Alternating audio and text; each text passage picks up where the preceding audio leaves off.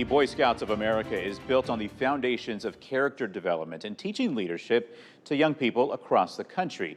This week, we spoke with a teen who's on the road to earning the highest Scout rank and how he needs your help next weekend to make it happen.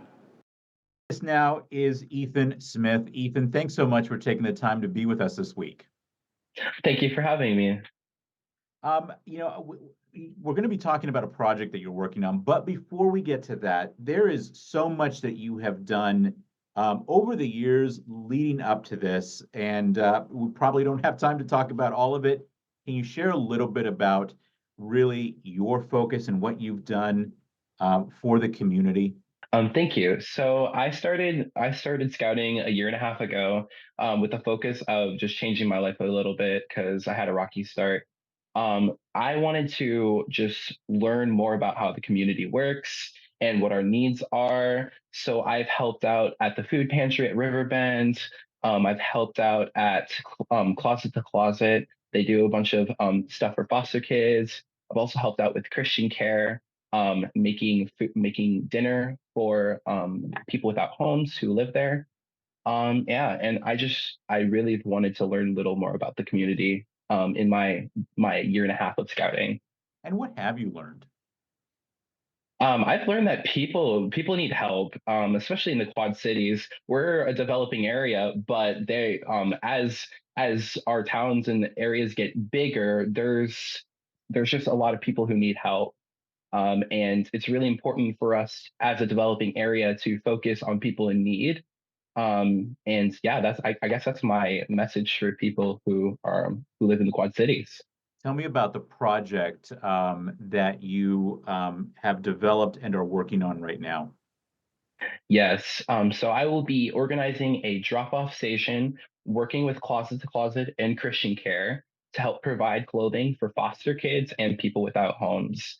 This is winter-specific clothing that I'm looking for, and it will go straight to people in need for free, which is I think is very important.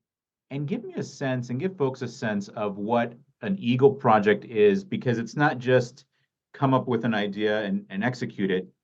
There really is a lot of kind of uh, maybe pre-work, or maybe that's not the right word to use, but a lot of work that goes into it even before you can say, and here's the project and let me execute it.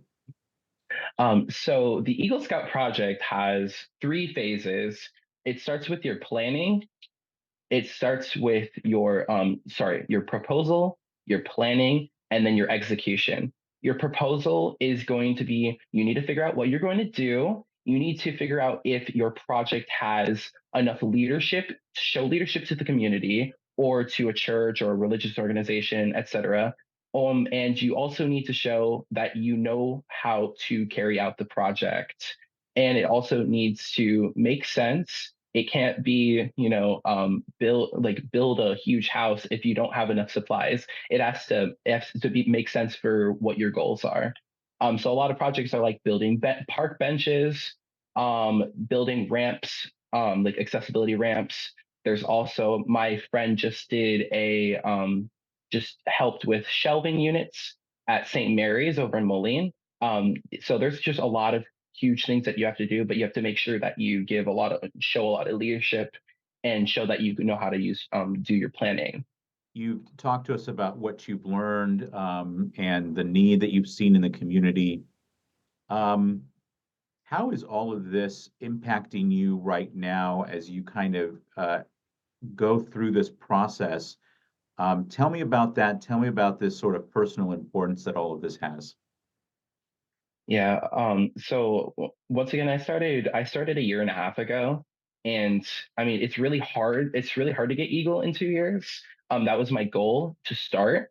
It's kind of breaking me down a little bit to just see that I need to work hard, and that if anyone wants to work on a huge project, especially an Eagle project, you have to work really hard.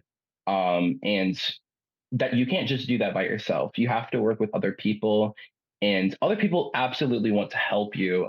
So, final, maybe most important question here: what do people know if they want to be part of this drop off and help you out with this project?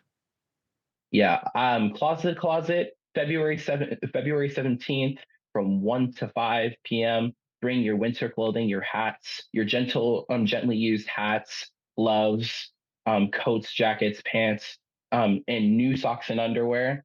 And that's closet to closet. That's for foster kids. And then Christian Care, February 18th, 1 to 4 p.m. I will be carrying adult size clothing for them. Same type of winter clothing that we're looking for.